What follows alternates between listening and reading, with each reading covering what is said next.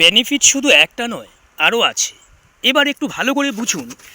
এই কার্টুনটা, এটা পুরো কার্টুনটাকে আমি কেটে দুটো করে নিয়েছি।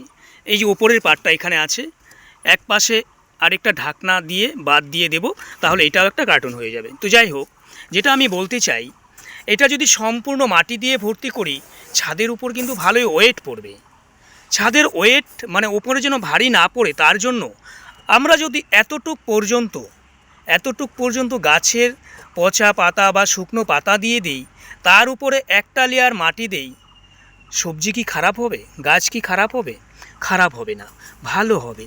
তো এভাবে 1 বছর হোক 2 বছর হোক, আমরা এটার মধ্যেই সেই পাতাগুলি রাখবো। আস্তে আস্তে পাতাগুলো কম্পোস্ট হয়ে যাবে। 2 বছর পরে বা 1.5 বছর পরে তখন তো আমরা এটাকে ঢেলে নেব আমাদের ওপরের গাছটাও। তবে পার্মানেন্ট গাছটা লাগাবো না।